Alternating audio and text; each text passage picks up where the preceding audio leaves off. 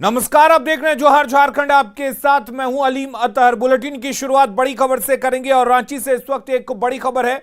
उदयपुर की घटना पर अलर्ट है झारखंड में पुलिस अलर्ट पर है।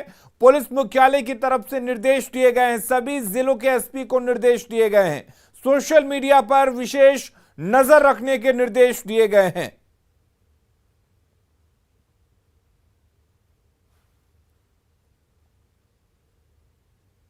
उदयपुर की घटना को लेकर पूरे देश में कई हिंदू संगठन में आक्रोश व्याप्त है। रांची में विश्व हिंदू परिषद के कार्यकर्ता भैरव सिंह के घर पर रांची हिंसा मामले में भी हमला हुआ था। उसी मामले की गंभीरता को देखते हुए रांची पुलिस ने उनके घर की सुरक्षा बढ़ा दी है।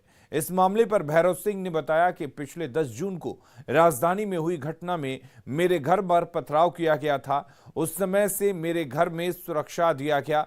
साथ ही बीते दिनों पर उदयपुर में हुई घटना के बाद और कड़ी सुरक्षा मुहैया करवा दी गई है। उपस्थित नहीं रहता, इतनी बड़ी घटना मेरे घर में घट चुकी है, उसके बाद भी मैं अपने घर में आराम से बैठा हुआ हूँ, तो यह इसका प्रत्यक्ष उदाहरण है कि मैं डरता नहीं हूँ। दूसरा कि 10 तारीख के बाद से ही, जिस दिन मेरे घर में घटना घटी थी, हमला हुआ था, उसके बाद से ही लगातार सुरक्षा मुहैया कराया गया है। लेकिन कल रात से सुरक्षा थोड़ा बढ़ा दी गई है, तो मैं इसके लिए प्रशासन का धन्यवाद देना चाहूँगा कि मेरे घर की सुरक्षा को लेकर के लोग चिंतित हैं।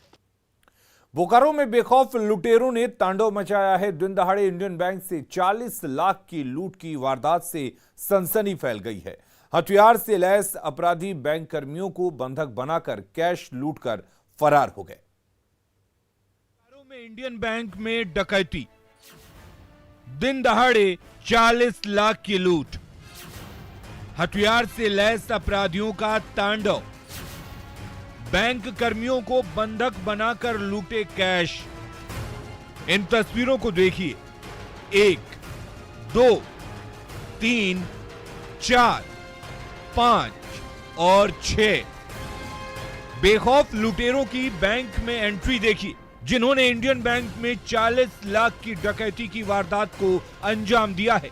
हथियार और बम से लैस ये अपराधी बाइक पर सवार होकर फुल प्लानिंग के साथ आए थे और दिन दहाड़े इंडियन बैंक में घुसकर लूट की बड़ी वारदात को अंजाम देकर फरार हो गए। लूट की इस बड़ी वारदात से इलाके में सनसनी फैल गई। दिन के 1 बजे 3 बाइक पर सवार होकर 6 अपराधी आते हैं और बैंक के अंदर प्रवेश कर लगभग 40 लाख रुपए की लूट करके चले जाते हैं। हम तस्वीर दिखाना चाहते हैं कि यही वो इंडियन बैंक है। इसी के जो मेन गेट है, इसके सामने से अपराधी प्रवेश करते हैं और सीधे गार्ड को घायल करते हैं और अंदर जाकर कैशियर से जो है उससे चाबी लेते हैं और लॉकर खोलकर अब 40 लाख रुपए लगभग की राशि ले जाते हैं। साथ ही अपराधी जो 6 आते हैं, वो कुछ लोग नकाबपोश होते हैं जो मास्क पहन कर आते हैं और कुछ लोग जो हैं हथियार, हाथ में पिस्टल रहता है और बम रहता है, और ये मौके पर एक बम को इसलिए छोड़कर चले जाते हैं कि ताकि बैंक कर्मी तुरंत इस पर रिएक्ट नहीं कर पाए। लूट की घटना में शामिल सभी अपराधियों ने मास्क पहन रखा था। अपराधी पिस्टल और देसी बम से लैस थे। अपराधियों ने बैंक में घुसने से पहले सीसीटीवी कैमरा का कनेक्शन काट दिया, फिर बैंक में घुसते ही बैंक के सुरक्षा गार्ड को घायल कर दिया। फिर शुरू हो गया अपराधियों का तांडव। अपराधियों ने बैंक कर्मियों को बाथरूम में बंद कर महिला कैशियर और गार्ड को कब्जे में ले लिया। फिर कैशियर से लॉकर की चाबी लेकर सारा कैश बटोरने के बाद कैश काउंटर में रखे रुपये भी लेकर अपराधी फरार हो गए। घटना के बाद पुलिस ने बैंक के अंदर रखे एक जिंदा बम को बरामद किया। पहले आया, इसके बाद में आया 4-5 को आगे पिस्टल हुआ, पूरा हम दोनों में लड़ाई हुआ। लास्ट हमको बट से मार दिया, 5 को पकड़ के बस हम गिर गए। ये हमारा हथियार सब 6 की संख्या में अपराधी आए थे और यहाँ के जो कर्मचारी हैं और जो कस्टमर थे उनको बंधक बना के, जो बैंक हम लोग को फिगर बता रहा है लगभग 39 लाख कुछ अमाउंट का बता रहा है। खैर ये वेरिफिकेशन की चीज़ें, 39 लाख रुपए यहाँ से लूट के ले गए हैं। हालांकि पुलिस का जरूर दावा है कि अपराधियों की तस्वीर उन्हें मिल गई है और जल्द मामले का खुलासा कर दिया जाएगा। लेकिन दिन दहाड़े बैंक की डकैती की इस वारदात से कई सवाल खड़े हो रहे हैं। क्या अपराधियों में खाकी का खौफ खत्म हो गया है?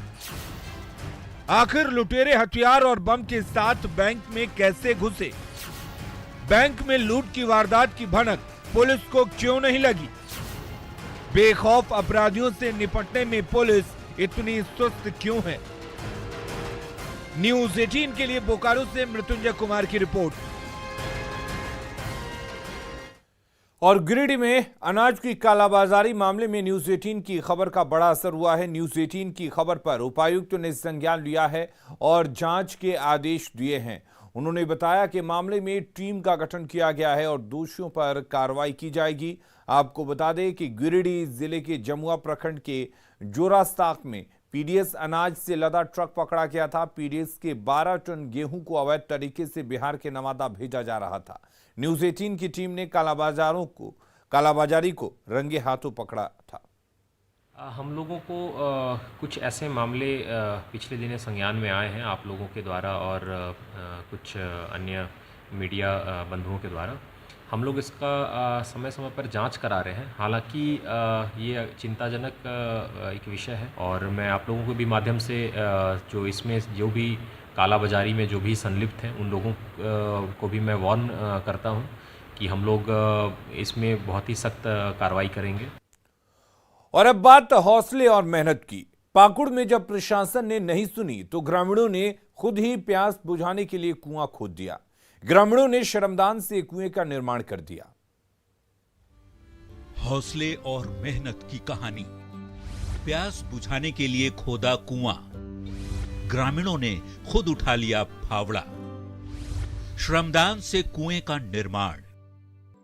हौसले और मेहनत की ये कहानी पाकुड़ के अमड़ापाड़ा प्रखंड की है, जहां महिलाएं बाल्टी डालकर कुएं से पानी निकाल रही हैं।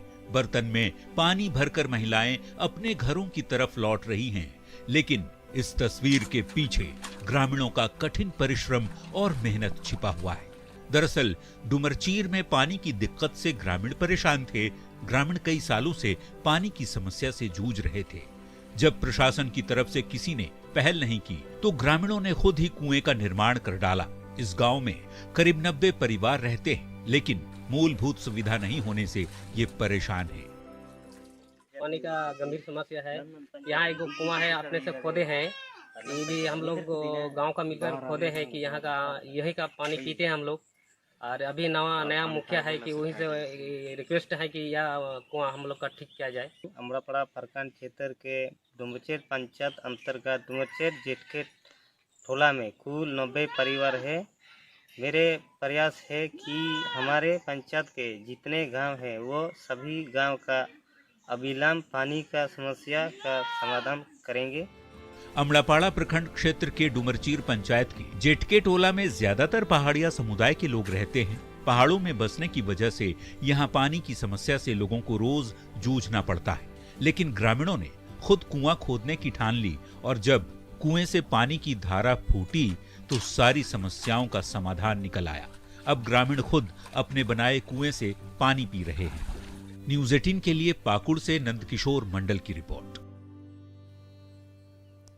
कोडरमा में एटीएम के हेराफेरी कर ठगी करने वाले गिरोह के 4 गुर्गों को गिरफ्तार किया गया है।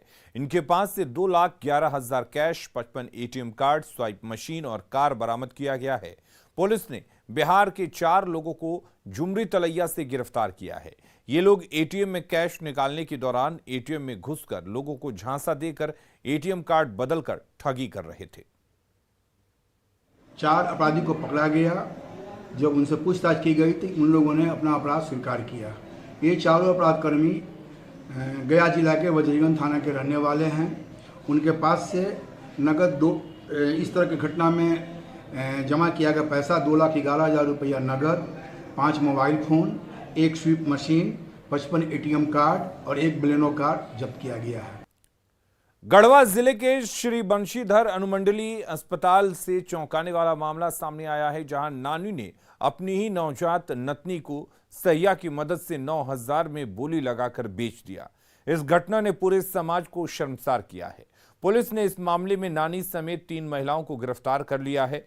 25 जून को गरबांध गांव निवासी मनोज ठाकुर की पत्नी सीता देवी की नवजात बच्ची को उसकी मां ने सहिया की मदद से नवाडी टोला निवासी दशरथ पासवान की पत्नी प्रभा देवी के हाथों 9,000 रुपए में बेच दिया। एसडीपीओ के निर्देश पर बच्ची को सीडब्ल्यूसी को सौंप दिया गया। पुलिस ने नवजात को बेचने के आरोप में 3 महिलाओं को गिरफ्तार कर लिया है। नगर उटारी अनुमंडल से एक बच्ची को बेचने का मामला आया है, उस पर हम लोगों ने संज्ञान लिया है और संज्ञान लेने के साथ साथ तो अनुभवी चिकित्सा उपाधीक्षक अनुमंडल अस्पताल नगर उटारी को एक चिट्ठी भी जारी की गई है, जिसमें उनसे रिपोर्ट मांगा गया है उसके संबंध में और बच्ची से संबंधित दस्तावेज भी उपलब्ध कराने को कहा गया। चतरा में एसीबी की टीम ने बड़ी कार्रवाई करते हुए मनरेगा की जेई को रंगे हाथों गिरफ्तार किया है। जूनियर इंजीनियर निजामुद्दीन को कूप निर्माण के लिए 10,000 रुपए घूस लेते गिरफ्तार किया गया। एसीबी की टीम ने जेई को गिरफ्तार कर लिया और हजारीबाग लेकर गई, जहां उससे पूछताछ की गई।